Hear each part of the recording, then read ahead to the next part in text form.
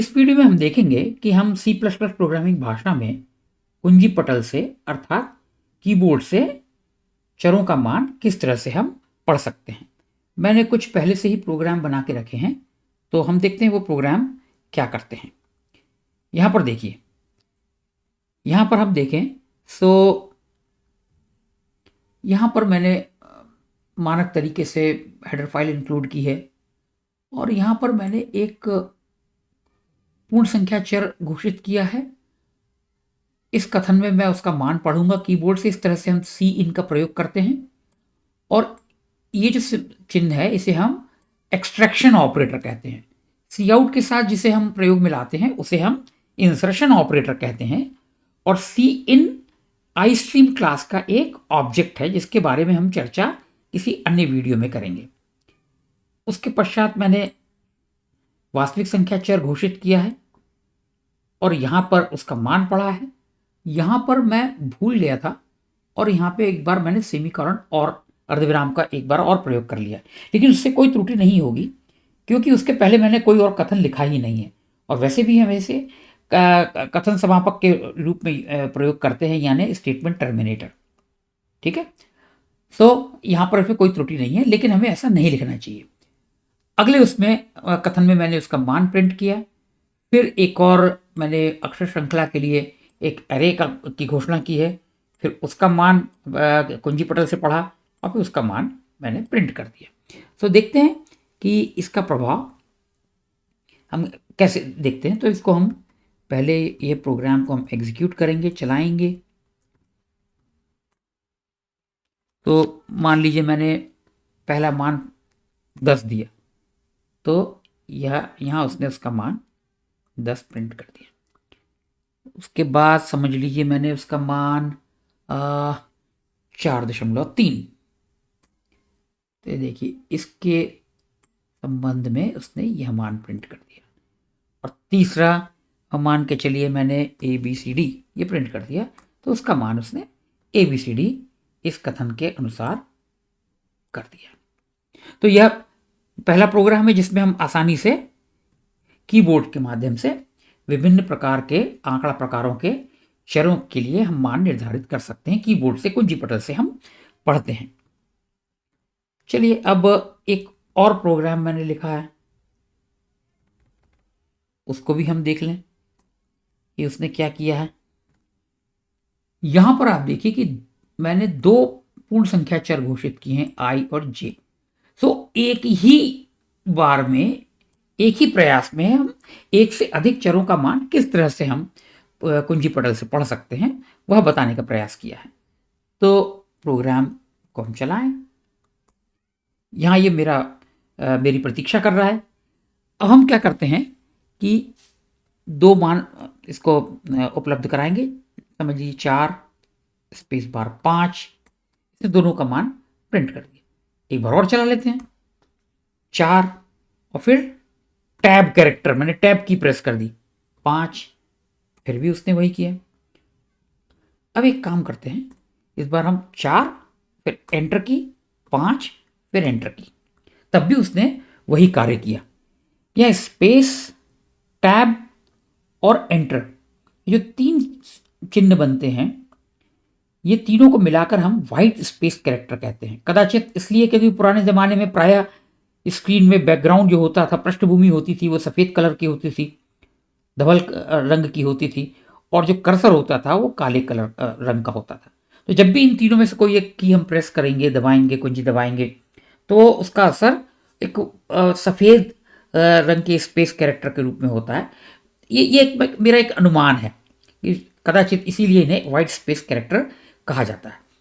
तो इस प्रोग्राम में हमने ये देखा कि यदि आपको एक से अधिक मान पढ़ना हो कुंजी पटल से, तो सभी मानों के बीच में या तो आप स्पेस रखें या टैब रखें या एंटर, तीनों का प्रभाव एक जैसा ही होगा। अब एक प्रोग्राम और देखते हैं, थोड़ा अलग प्रकार का है। अब इधर हमने क्या प्रयास किया है, यहां पे हमने पहले एक मान I पूर्ण संख्या ओके, और इधर दूसरी पूर्ण संख्या। कहने का तात्पर्य है कि हम दो पूर्ण संख्याएं अलग अलग कथनों में पढ़ना चाह रहे हैं, लेकिन जब हम इसको हम चलाएंगे इस प्रोग्राम को, तो वेट कर रहा है मेरे लिए, प्रतीक्षा कर रहा है। अब देखते हैं, चलिए मैंने पूर्ण संख्या उपलब्ध नहीं कराई, मैंने इसको वास्तविक संख्या उपलब्ध करा दी। देखते हैं क्या होता है। अब इसने क्या किया कि पहले 4.3 में से 4 को तो उसने पूर्ण संख्या माना और आई को निर्धारित कर दिया, आई का मान उसमें लगा दिया, आई के लिए वो मान उसने निर्धारित कर दिया। लेकिन जे के लिए उसने अनियमित रूप से रैंडमली, जिसको हम कह सकते हैं, 0 दे दिया। यहां पर आप जे के मान पे विश्वास नहीं कर सकते, हो सकता है अगली बार कुछ और मान दे, या और अलग अलग संकलक कुछ और उसको मान निर्धारित कर दें। आई का मान तो सही है। होता क्या है असल में, C++ में, सी प्रोग्रामिंग भाषा की तरह ही जितनी भी डिवाइसेस होती हैं वो एक डिवाइस फाइल से संबद्ध होती हैं, और उनके साथ एक एक बफर होता है, मेमोरी होती है। तो जो भी आप कुंजी पटल पर टाइप करेंगे वो उससे संबंधित मेमोरी में जाएगा। C++ में मानक इनपुट डिवाइस जिसे हम कहते हैं वो है कीबोर्ड, और मानक आउटपुट डिवाइस वो है आपका मॉनिटर। तो यहां पे आप जो कुछ भी टाइप करेंगे वो कीबोर्ड से संबंधित जो बफर है उसमें जाएगा। अब होता क्या है कि यदि आप जिस प्रकार का आंकड़ा उपलब्ध करा रहे हैं और जिस प्रकार का आंकड़ा उपलब्ध करवाना चाहिए था, यदि दोनों एक जैसे हैं, तब तो उनको पढ़ने के बाद बफर को साफ कर दिया जाएगा, क्लीन कर दिया जाएगा, इसलिए वो अगली बार रुकेगा। लेकिन यहां पर क्या हुआ, हमने 4.3 टाइप किया, 4 तो उसने ले लिया, लेकिन 0.3 पूर्ण संख्या नहीं है।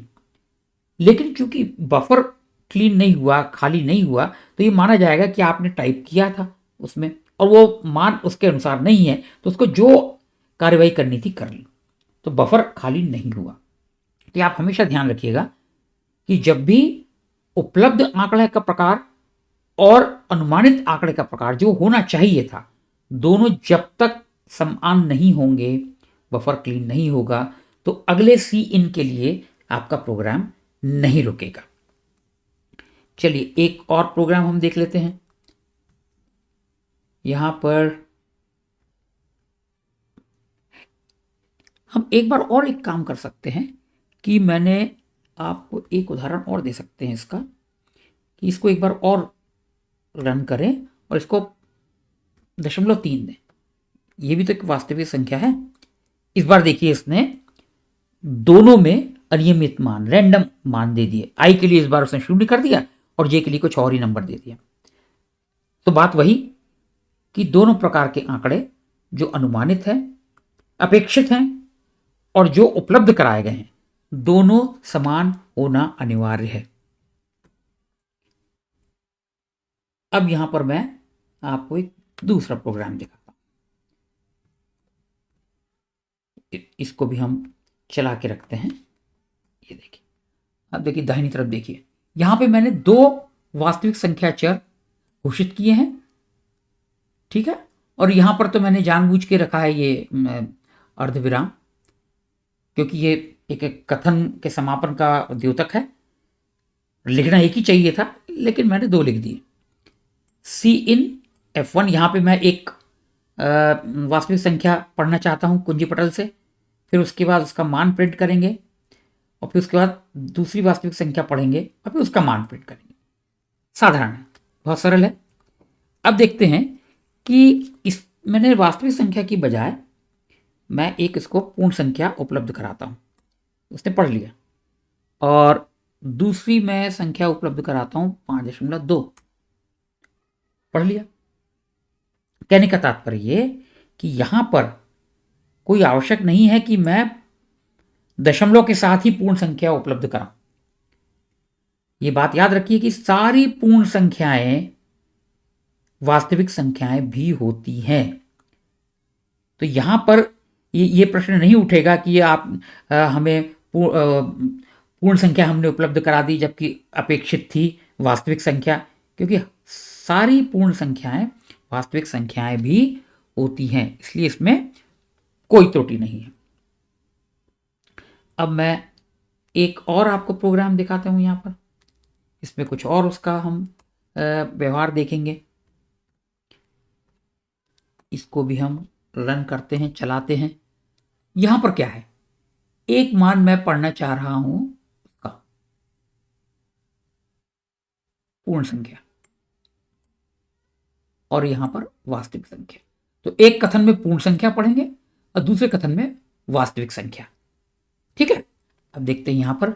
अब मैं क्या करता हूं कि पूर्ण संख्या के स्थान पर 4.5 मैंने एक वास्तविक संख्या दे दी। पूर्ण संख्या अपेक्षित थी, हमने उपलब्ध कराई वास्तविक संख्या। अब देखिए ये इस बार भी दूसरे सी इन पर नहीं रुका, लेकिन इसमें कोई त्रुटि नहीं है। हम पूरे विश्वास से कह सकते हैं कि उसने सही मान निर्धारित किए हैं। कैसे? 4.5 में जो 4 है वह एक पूर्ण संख्या है, और आई का आंकड़ा प्रकार क्या है? पूर्ण संख्या। तो उसने 4 ले लिया, तो बफर में से उसने 4 हटा दिया। अब रह गया 0.5। तो आपने मेरे किसी वीडियो में, सी के वीडियो में या C++ के वीडियो में देखा होगा कि हम चाहे 0.5 लिखें या 5 दशमलव लिखें या 4.5 लिखें, सारी वास्तविक संख्याएं हैं। तो इसलिए 0.5, भले ही उसके पहले हमने शून्य नहीं लिखा है, तो बफर में जो 0.5 है उसको वह वास्तविक संख्या ही मानेगा, और उसको उसका आंकड़ा प्रकार सही है, इसलिए वो 0.5 मानकर उसको उसने F1 चर को निर्धारित कर दिया, असाइन कर दिया उसकी वैल्यू। तो हम ये देखते हैं कि हर जगह हम ये नहीं कह सकते कि उसकी अनियमित मान है। हम हर बार इस तरह से यदि देंगे तो वो अगले सी इन के लिए रुकेगा नहीं, लेकिन सही मान वो उसको निर्धारित कर देगा। अब एक और प्रोग्राम है जो मैंने बना के रखा है।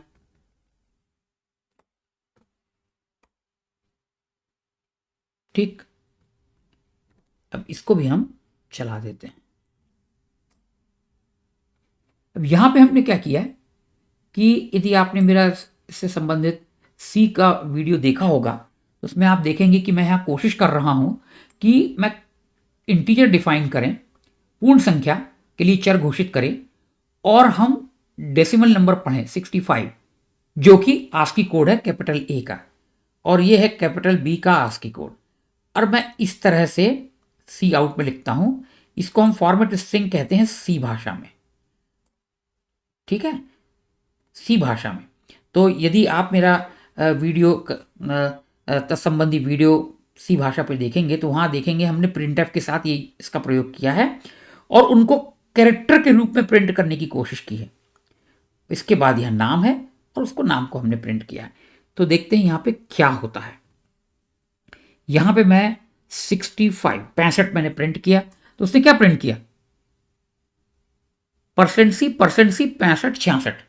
उसको कोई फर्क नहीं पड़ता, क्योंकि यहां पर सी आउट में वैसे फॉर्मेट स्ट्रिंग जो प्रिंटफ में होती है वैसे यहां पे सी आउट के साथ काम नहीं करती।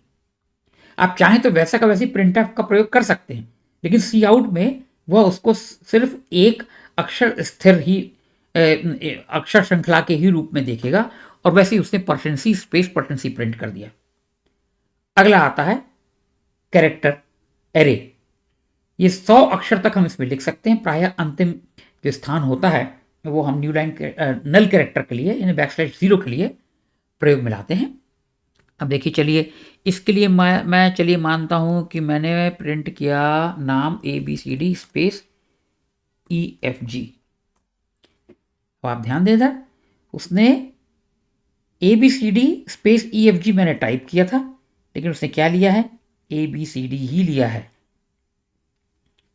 ठीक है, तो कहने का तात्पर्य यह है कि जब हम इनपुट पढ़ना चाहते हैं कहीं से, यहां देखिए आप, मैंने टाइप किया था ABCD EFG, उसने लिया मात्र ABCD। कहने का तात्पर्य है कि जब हम सीन के माध्यम से कोई अक्षर श्रृंखला पढ़ना चाहें तो उसमें यदि आपने स्पेस रखा है या टैब रखा है या न्यू लाइन है तो उसके पहले तक ही पढ़ेगा। ठीक है, यानी यदि आपको पूरी अक्षर श्रृंखला पढ़नी है तो उसमें ये 3 वाइट स्पेस कैरेक्टर्स नहीं होना चाहिए। तो इस तरह से हमने देखा कि हम किस तरह से वास्तविक संख्या, पूर्ण संख्या एवं अक्षर श्रृंखलाएं पढ़ सकते हैं और सी इन किन स्थितियों में रुकता है, किन स्थितियों में नहीं रुकता है। इस वीडियो में बस इतना ही। वीडियो देखने के लिए धन्यवाद।